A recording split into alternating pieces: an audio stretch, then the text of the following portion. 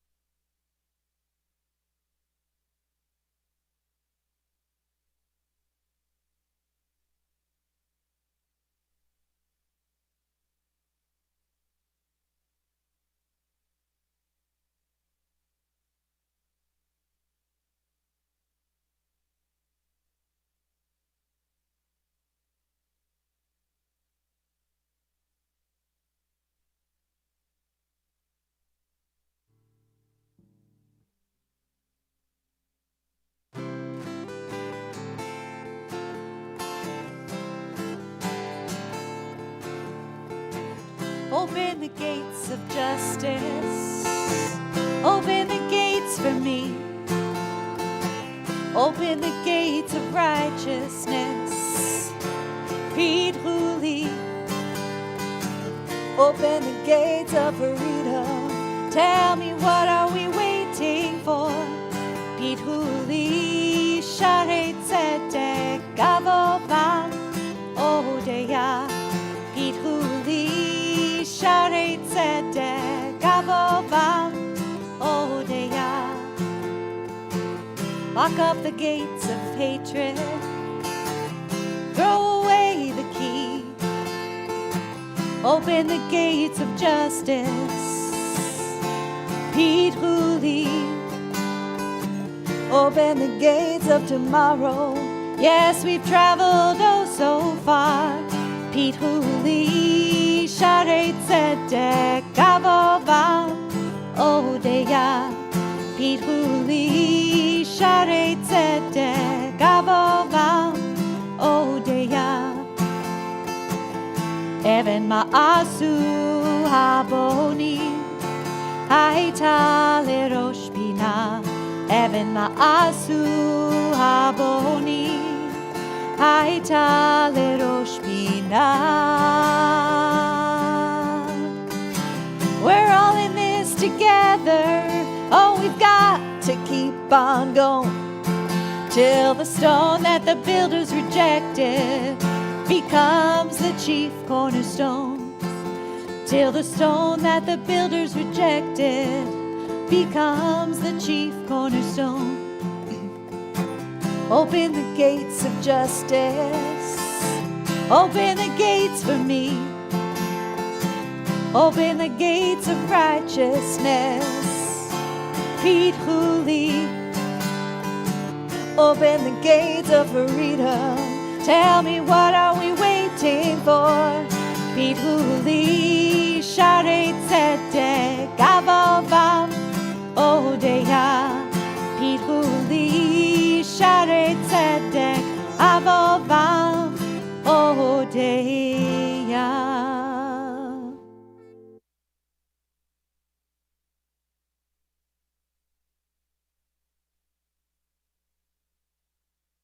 Haftorah reading for Yom Kippur morning. In it, the prophet expounds upon the true meaning of the Yom Kippur fast, and it's not what you might think. It goes something like this. Call with a full throat, do not hold back.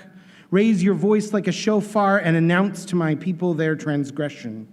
For they seek God daily and act as if they are a righteous nation that does not abandon God's laws. The people ask, why did we fast, but God did not see? We mortified ourselves, but God did not answer. Because on the day of your fast, you seek to fulfill your delight and oppress all your workers.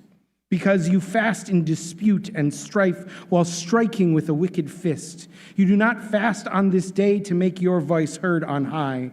Would I choose a fast like this, a day when a person mortifies himself and flops around like a reed? You call this a fast? No, this is the fast I have chosen, to unlock the shackles of injustice, to release the ropes of the yoke, to free the oppressed and break every yoke, to break your bread for the hungry and bring the wretched homeless into your home. When you see the naked, to clothe them and do not hide from your kin. If you do this, only then shall your light break forth like the dawn, and your healing shall quickly blossom. The God of righteousness will walk before you. The Eternal will be your rear guard. These are astonishingly radical words. It is a dismissal of empty ritual and an embrace of ethical responsibility. It's part of a theme in the books of the prophets that the Bible scholar Shalom Paul calls right, R-I-G-H-T, rather than right, R-I-T-E. The prophet says that the purpose of your fast is not about starving yourself. It's not about flagellating ourselves and flopping around like a reed in the wind. And if we are fasting while at the same time oppressing our workers, then God rejects that fast completely. The fast that God desires is not merely an abstention from food, but a rejection of injustice. God wants us to be hungry for fairness, thirsty for equality, and starving for compassion. This, says Isaiah, is the true meaning of the fast.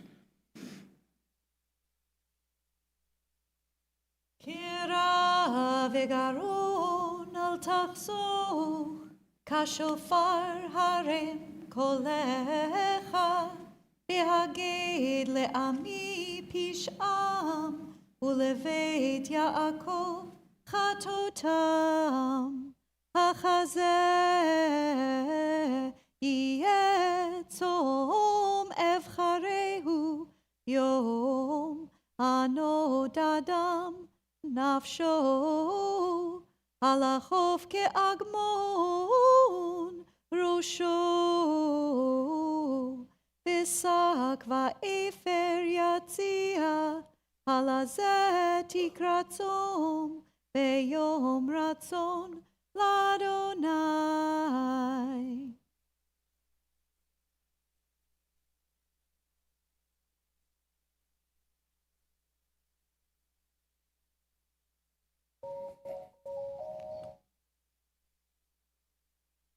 You have 4 hours.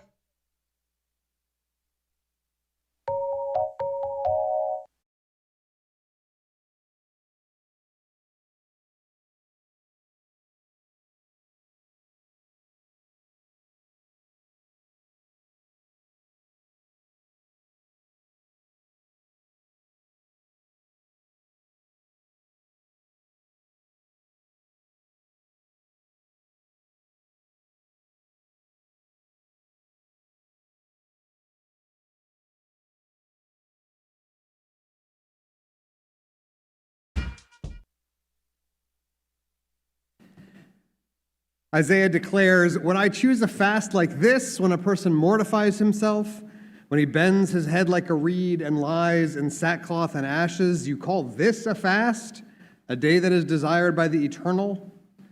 The prophet makes clear that the point of the fast is not only hunger. Our stomachs may be empty, but we must make sure that this fast is full of meaning. This is even more complicated for the members of our community who can't fast for various medical or psychological reasons. Can they still choose a fast that God desires?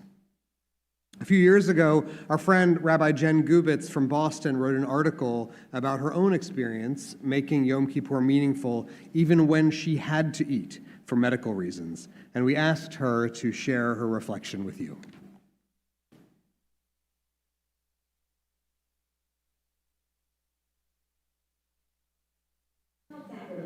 It felt sacrilegious, but I had nowhere.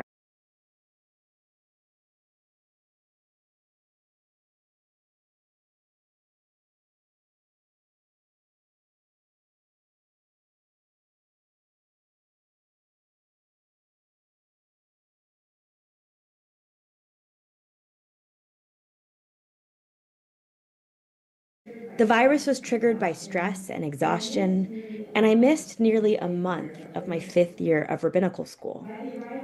By the arrival of the High Holy Days, I was on the pathway to healing, but I was still weak, and there was no way I could fast in observance of Yom Kippur, and certainly not while leading my student pulpit in prayer. So I decided that I would eat enough to sustain my health.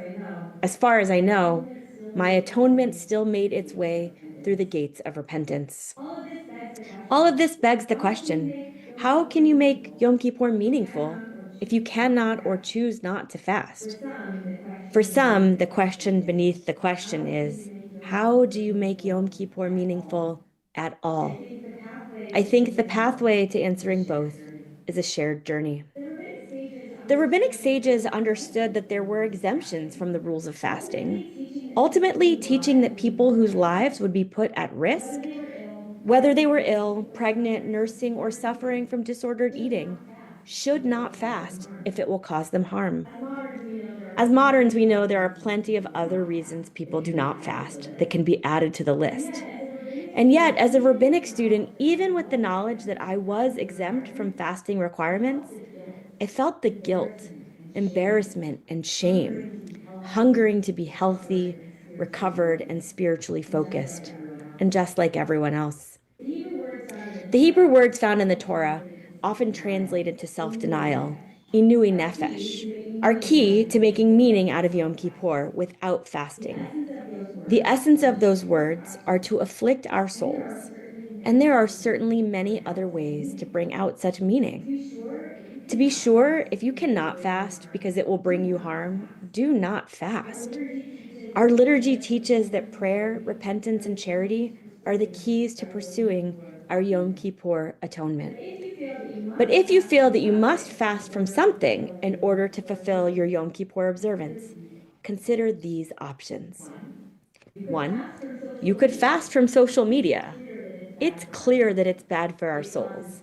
It causes FOMO, jealousy, shame, grief, miscommunication, and even depression. Delete those apps from your phone, and better yet, go outside and watch God's social media channel. The faces of humanity and the colors of nature are so beautiful and inspiring. 2, you could fast from gossip. It's hard to do, but especially on a day of returning to our highest moral self, consider the Musar practice of recognizing the goodness in the people who challenge you the most. 3, you could fast from excess. Commit to living a life that produces less waste, purchase less fast fashion, and invest in eating local foods. Start composting and do anything you can to slow down climate change. Also, consider making a donation to a food pantry to share your bread with the hungry, as inspired by the prophet Isaiah. 4, fast from self-judgment. Now, this seems harder to do given that Yom Kippur is all about scrubbing one's soul of all our sins and trespasses. But remember, we are all imperfect beings trying to do the best we can. Most importantly, recognize that you are not alone. There are so many people in the Jewish community who, for all sorts of reasons, cannot and do not fast. You do not have to tell anyone how you are observing this day. It can be a private decision, one you make with support from your fabulous clergy, a discussion with your medical or mental health providers, or you can share your story publicly to inspire others to make the best choices for themselves. Throughout the day of Yom Kippur, there is a custom of wishing people a tzom kol, an easy fast. But fasting isn't easy, nor should it be for those for whom it would cause harm. So instead, I wish you a meaningful observance. Be safe and be well. And if your blood sugar is low, come find me. I still keep Kind bars in my tallest bag. הלא זה צום אבחרהו פתח חרצו בו דרשה התר אגודות מותה ושלח רצוצים חופשיים בכל מותה תנתקו הלא פרוס לרעב לחמך בנים מרודים תביא בית כי תראה ערום בכיסיתו ומבשרך לא תתעלם.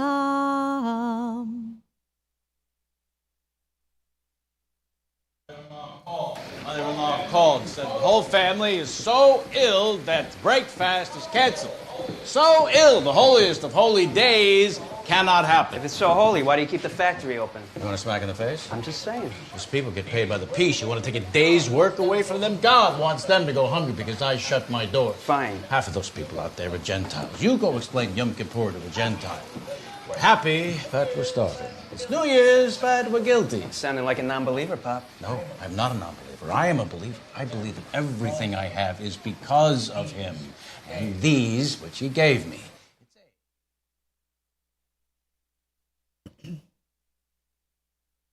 Isaiah declares that the fast God does desire is one where we open the bonds of wickedness, loose the bonds of the yoke, and send the oppressed to freedom and to break every yoke.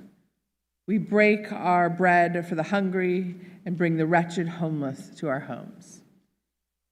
Isaiah presents a bold vision for justice and service to our community.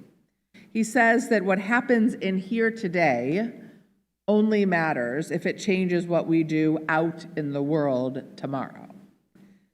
Many of our congregants are engaged in acts of social action and justice that repair our community and our world. We've asked 4 of them to share a story from their work, some of it professional and some of it volunteer. But before we hear from them, we want to share with you part of an article from a journalist for the website Vox named Rachel Booth. Last year, she wrote a piece about how her views on service and volunteerism had evolved over her life. We were inspired by her piece and invited her to share part of it with you. Growing up, I have clear memories of bagging meals at food pantries, of cleaning up parks, of walking for the cure. I sold lemonade for Darfur and baked brownies for victims of Katrina. In Hebrew school, I learned about giving tzedakah and our obligation to repair the world. But over time, those childhood activities started to look, well, childish. My coming of age in the 2010s coincided with critiques of individual action that volunteering, donating, and modifying one's personal behavior were unproductive distractions from the change we really need. Real change would come only from mass protests and collective pressure on governments and corporations. At their best, these collective messages inspired hope and empathy, a concrete playbook for a more just planet. At their worst, though, they fueled despair, cynicism, and nihilism, promising a better world only if near impossible political changes were made and fast. Lately, I've been thinking more about the cost of all this cynicism. It all suddenly felt much more arrogant than altruistic, convenient, and uncaring. Had distancing ourselves from charity and service made the world a better place? Has it made my own life better? I set a New Year's resolution to volunteer. I stumbled onto something called a giving circle, where people donate money collectively, mostly to local nonprofits. It resembled a book club, but for philanthropy, and I found one focused on women and children in the DC area. Since I report on housing, I decided to join the housing subcommittee, and our group of roughly 20 began meeting weekly on Tuesday nights. It was unfamiliar work, but I appreciated it and all the women involved who took the reviews so seriously. I read in Arthur Brooks's book, Who Really Cares, that secular liberals like myself are stingier givers, less likely to donate to charity or volunteer than the general population, and much less likely to donate or volunteer than religious conservatives. For many Americans, political opinions are a substitute for personal checks, Brooks writes. He even observed that proponents of income redistribution were less likely to give blood. Quote, if everyone in the population gave at the same rate as government aid advocates, the supply would drop by about 30%, he reported. I squirmed when I read this. I'd never given blood. Around the same time, the Red Cross declared an emergency blood shortage. Donors had dropped by 40% over the last 2 decades. I decided to go downtown to a blood donation center. The whole thing was relatively quick, and I felt happy when I left. In his book, Giving Done Right, Phil Buchanan of the Center for Effective Philanthropy urges against the mentality that only permanently eradicating a problem is worth doing.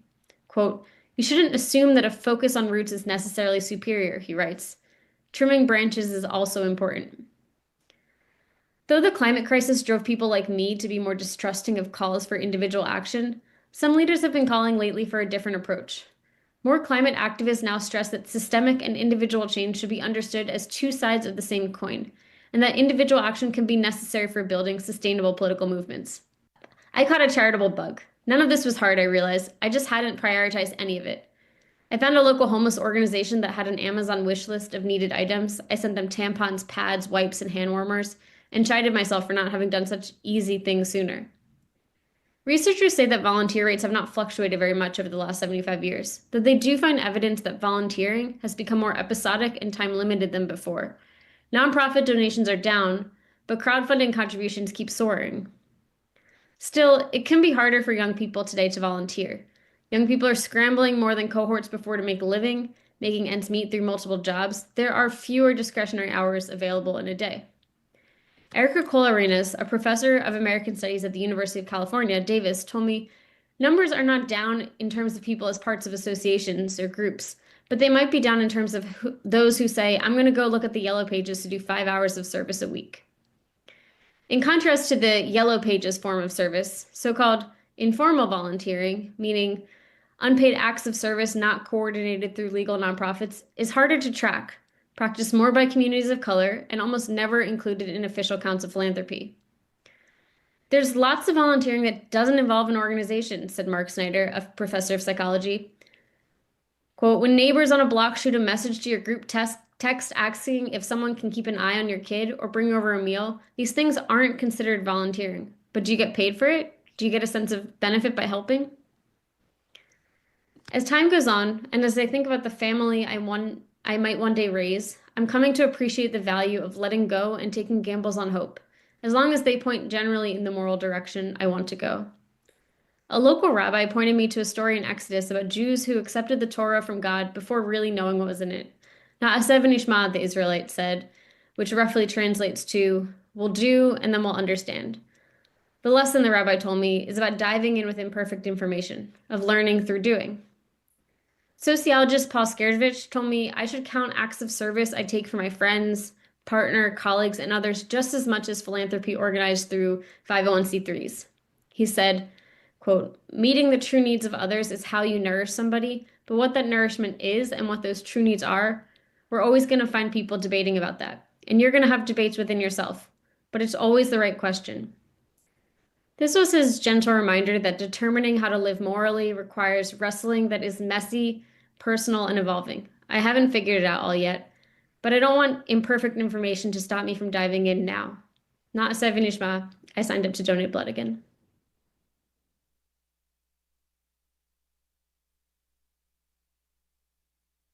Many of you, like me, know and love someone who identifies as lesbian, gay, bisexual, trans, or queer. Hopefully, you, along with their families, friends, and communities, generously and unapologetically provide love, security, and acceptance, not in spite of who they are or who they love, but because of who they are. This is not the reality I see through my advocacy work. Consider this.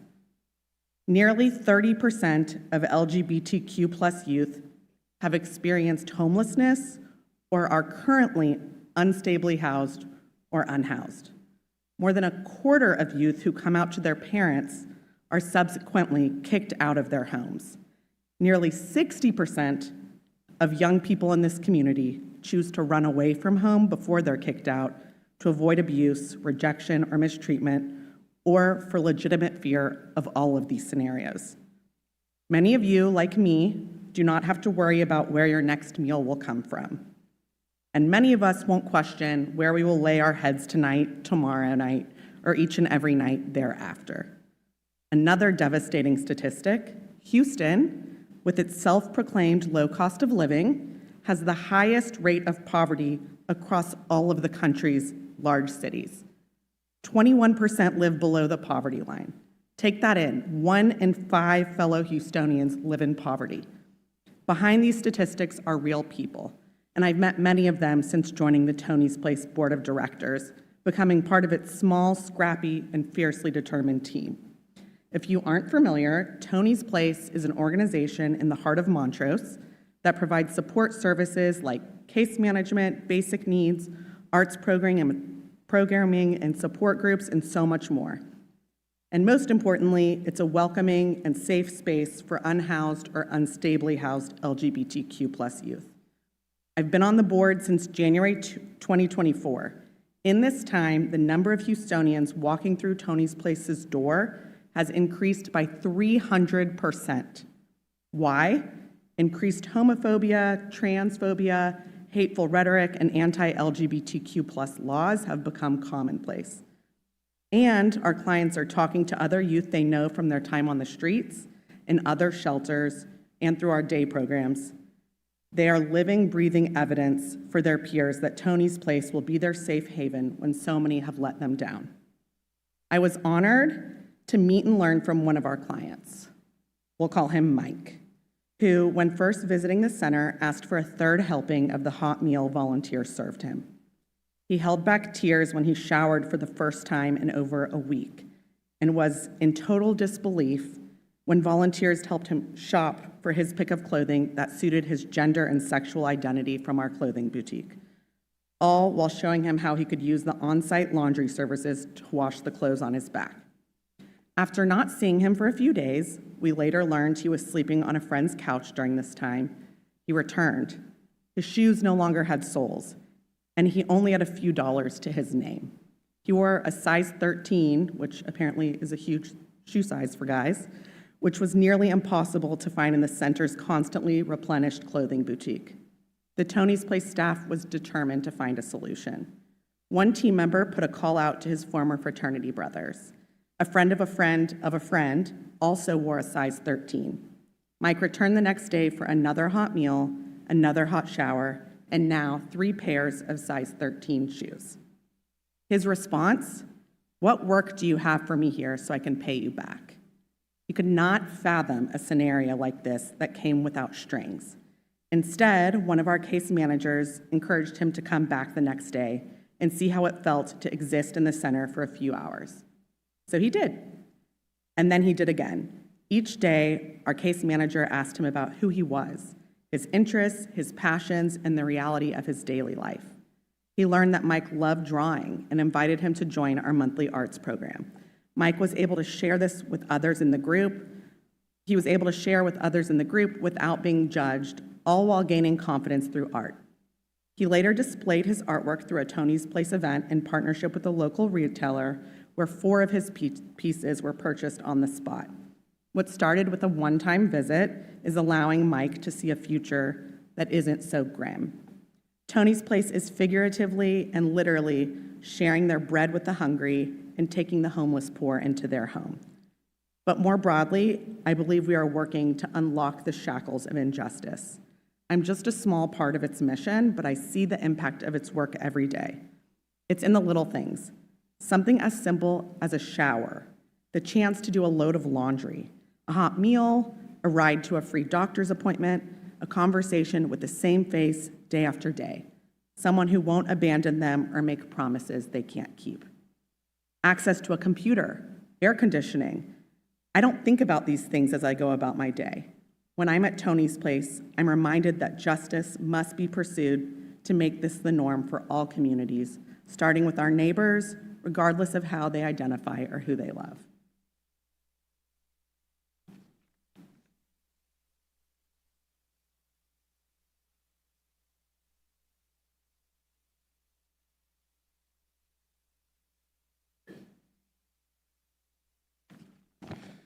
I recently had eye surgery, so bear with me if I stumble through this. How can you represent those people?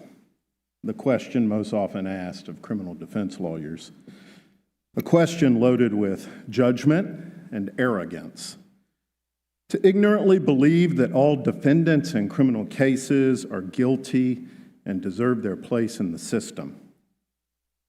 To naively believe that injustice only happens to others, not to our neighbors, not to our friends, and certainly not to us.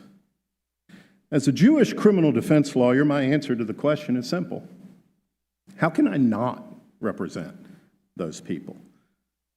Jews have always been a minority, being the lone voice who speaks for those accused and convicted of crimes, the ultimate social pariahs, comes naturally to me as a Jew.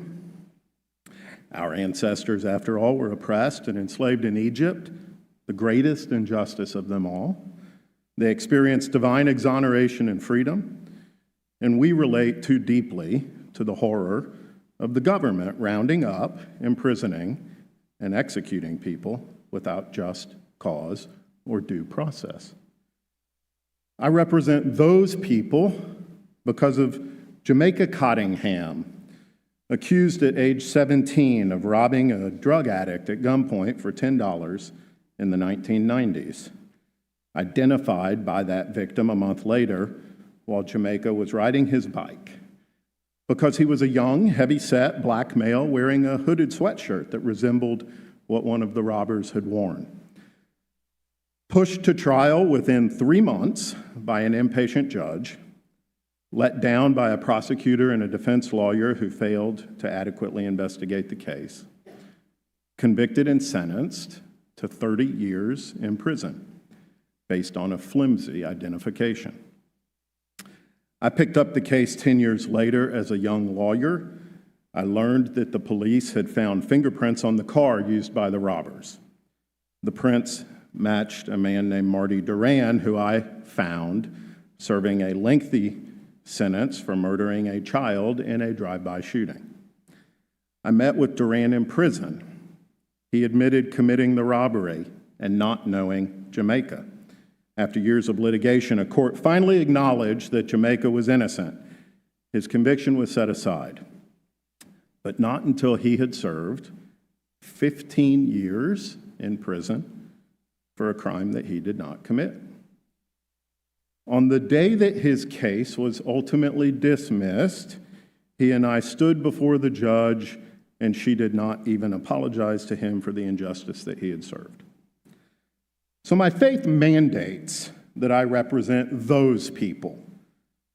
I may not be a criminal defense lawyer because I'm Jewish, but my being Jewish helps explain why I am so comfortable as a criminal defense lawyer. Jews do not fear tyrants. We fear only God. Similarly, I don't fear police, prosecutors, or judges. I fear only what might happen if I abandon my post. One lawyer alone cannot cure systemic injustice. In no other aspect of American society do people believe with such certainty that the ends justify the means. There will always be rotten police officers and prosecutors who hide evidence that would help a defendant or who present false evidence because they believe someone is guilty and deserves to be punished. And there will always be cowardly judges, especially in Texas, where they're elected politicians, who lack the courage to make unpopular decisions. So what do I do about that? Case by case, year by year, decade by decade, I try to save one life at a time. As the Mishnah teaches, whoever saves a life saves the world. And what can you do about it? Join me as a watchman on the wall. You don't have to go to law school and become a criminal defense lawyer, but when you learn of injustice, speak up about it. When you hear that someone condemned to years in prison was exonerated, tell your friends how that happened. Blow that news like the shofar. Educate your community about injustice. And most important, the next time you receive that summons for jury duty, don't roll your eyes and look for a way to get out of it. See it as your opportunity to do justice, to ensure that what happened to Jamaica does not happen to someone else. See it as your chance to save a life, and in doing so, to save the world.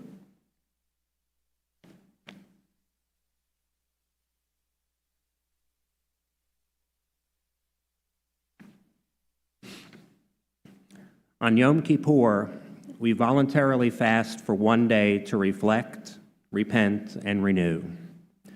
But for millions, fasting isn't a choice. It's a daily reality. The discomfort we feel during this sacred fast offers a glimpse into the physical and emotional toll of food insecurity, a modern echo of Ta'anit, a fast not chosen but endured.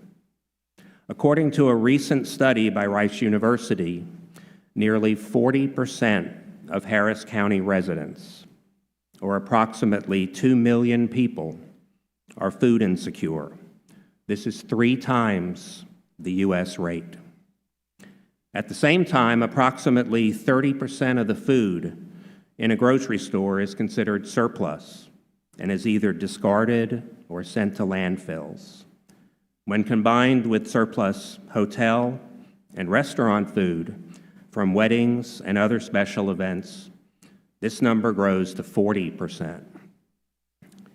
3 years ago, I created the Food and Faith Collaborative to help combat food insecurity in our area.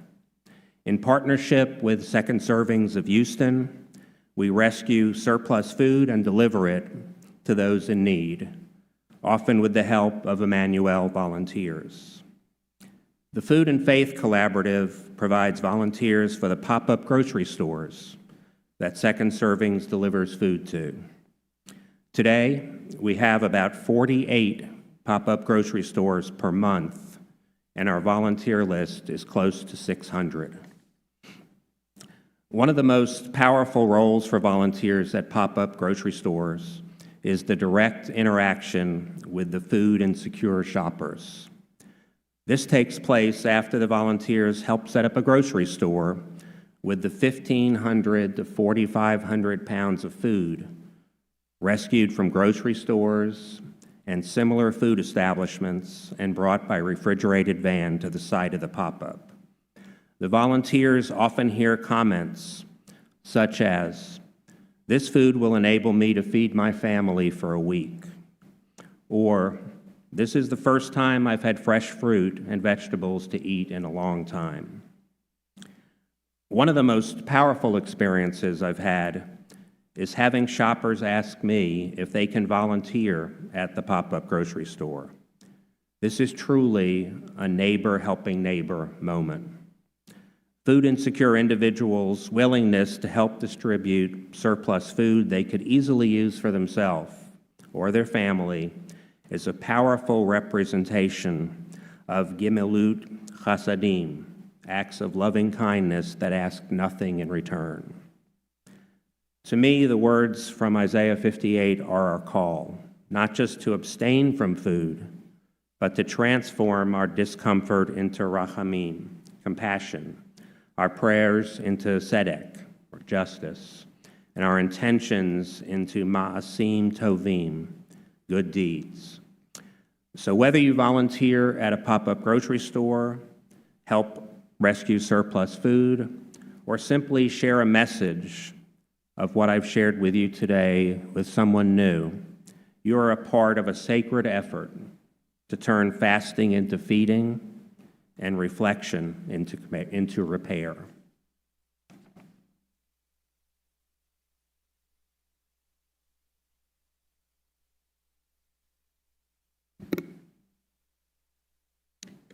In 2021, as Winter Storm Uri inflicted its wrath on Houston, Donna was living in a tent with her 3 dogs down a steep embankment in Little White Oak Bayou.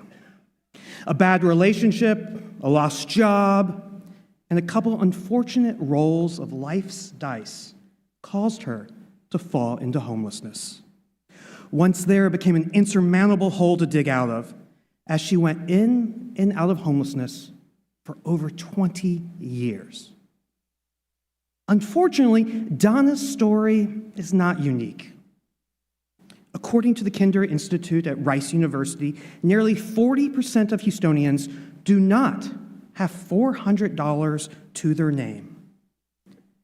Houstonians who are one missed paycheck, one medical emergency, and one broken down car away from falling into homelessness. The safety net of family and friends that we may enjoy either do not exist or have been exhausted. And in 1 year, tens of thousands of Houstonians like Donna will fall into homelessness. And those living on our streets are only the tip of the proverbial iceberg. You see, Donna was determined to ride out the winter storm in her own tent. It had all of her worldly possessions. But the unbearable deep freeze set in, and so did the reality that she and her dogs could die. Luckily, outreach teams were canvassing the city one last time, and they happened to discover Donna's tent. Immediately, the teams jumped into action. They rappelled down that embankment, and they saved Donna, her 3 dogs, and brought them all to the emergency warming center that we had set up at the George R. Brown Convention Center. That's where I met Donna. However, this is not a story about saving a person from the clutching grasp of a perilous winter storm. Rather, this is a story about what happened afterwards. In unique Houston fashion, the array of agencies comprising the homeless response system, including Tony's Place, known as the Way Home, decided to turn the crisis of the storm into an opportunity. With teams of caseworkers, we shifted the goalpost from just trying to keep the folks in the facility warm to about getting them out of homelessness in the first place. Within weeks, the Herculean effort helped Donna get qualified for housing assistance, find a magical apartment that would take her as well as her dogs, coordinate wraparound supportive services, and move her in. To say that Donna was excited would be an understatement. For centuries, most of the world responded to homelessness with a focus on managing the symptoms of homelessness. They're homeless, therefore they must be hungry. They're homeless, therefore they must need clothes. However, managing an issue is not the same as solving an issue. Helping someone survive on the streets with food, clothing, or short-term shelter does not end their homelessness. The Food and Faith Collaborative that we just heard Philip describe is terrific at helping people who are facing food insecurity get the healthy food to cook. But it works best for people who have a home, a place with the tools, a kitchen to cook in. The long-term solution to homelessness is actually in today's Isaiah Haftorah portion. For Isaiah says, we must not just feed the hungry and clothe the naked, but when it comes to the homeless, it specifically says that we should take the homeless into our homes. You see, Isaiah understood that the solution to homelessness is a home. When a person who's experiencing homelessness is placed into long-term housing, they are literally not homeless anymore. This is a photo of Donna settled into her home. Her physical transformation alone is astonishing. This transformation is not the product of a made-for social media makeover. It is not the product of donated leftovers and hand-me-downs. And it's not the product of some unexplained miracle.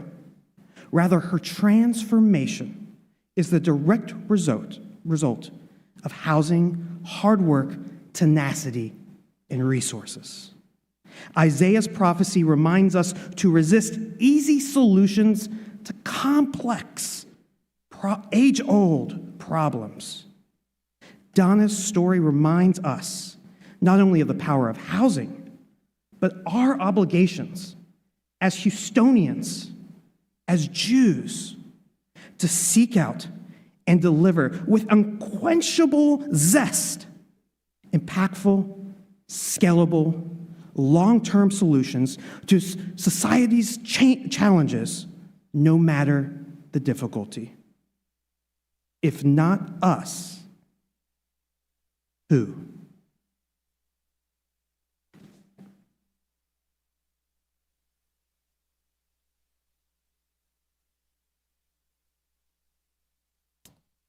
As our volunteer choir makes their way to their places, I want to share about our next musical selection. As part of our celebration of Emmanuel's 75th anniversary a few years ago, we partnered with the Jewish musician Noah Aronson to compose a new song. Rabbi Hayon wrote the lyrics inspired by the words of another prophet, Micah, which feature so prominently on the wall of the sanctuary. In a striking echo of Isaiah's prophecy, Micah reminds us that God does not demand empty ritual or performative devotion. God's only desire is that we bring justice, mercy, and compassion into the world.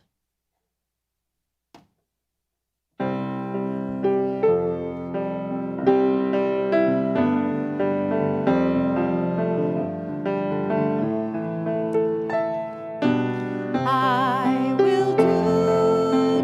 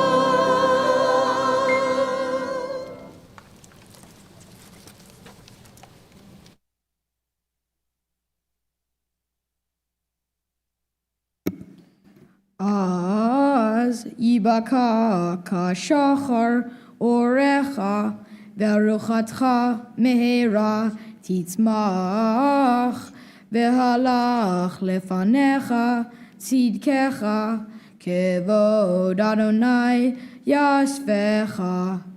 אז תקרא באדוני יענה, תשבע ויאמר הנני, אם תסיר מתוכך מותה, שלח אצבע ודבר אבן.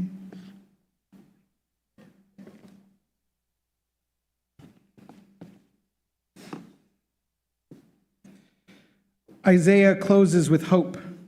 When we achieve the fast that God desires, then our light will break forth like the dawn. And I love this image that while we repair the world, we might also find our own healing too. To truly achieve Isaiah's vision, we must protect our light if we want to be able to shine it out to the world. For our last reflection, we've invited Sean Fitzpatrick, Executive Director of the Jung Center of Houston, to share a reflection on protecting your light.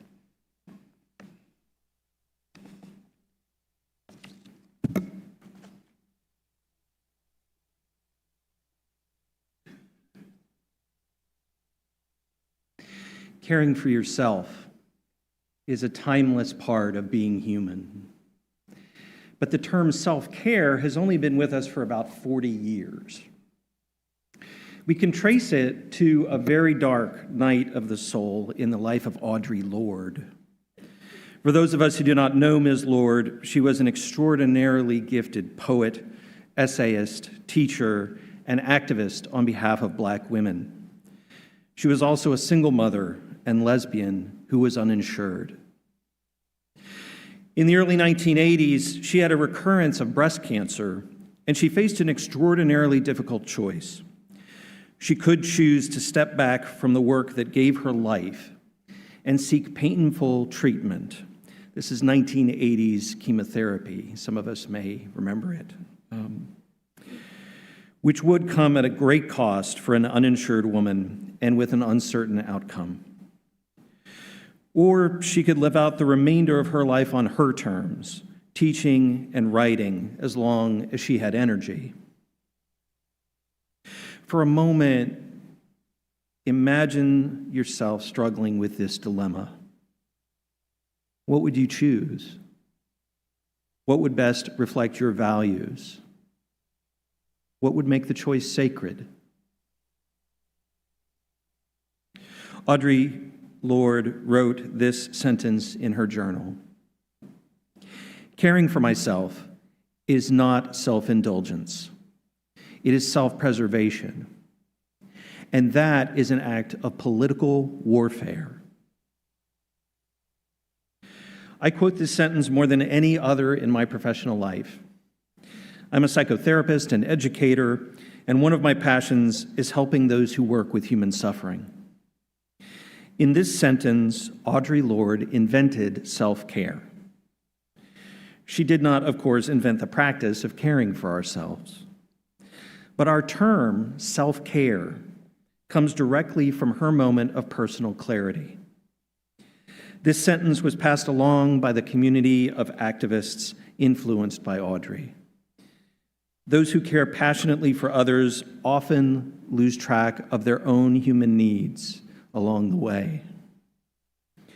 Over time, these activists shortened the sentence to our hyphenated word, self-care.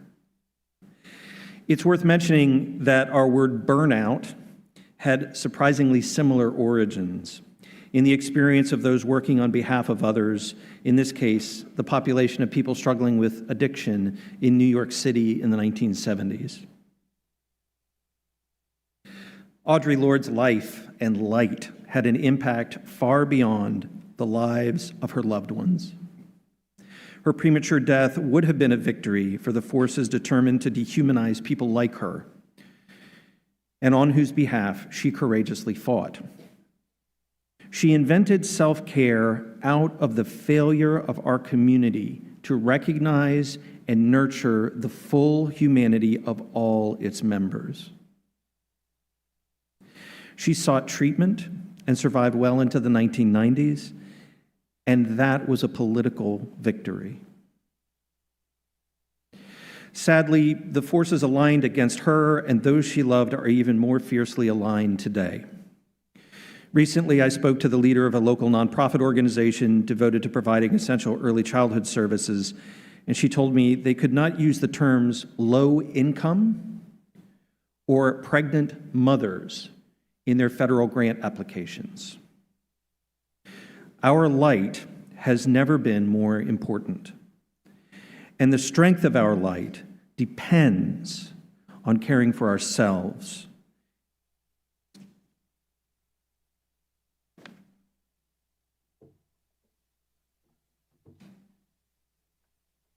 Our choir has one more song as we close out today's program. We're running a few minutes behind, so as soon as this program is over, we'll encourage you to go and find the elective session that most interests you. As we hear our closing song, may we be inspired by the prophet Isaiah's radical words. May we protect our light. May we cultivate that light in ourselves and others. And may our light shine brightly to illuminate the darkness in our world.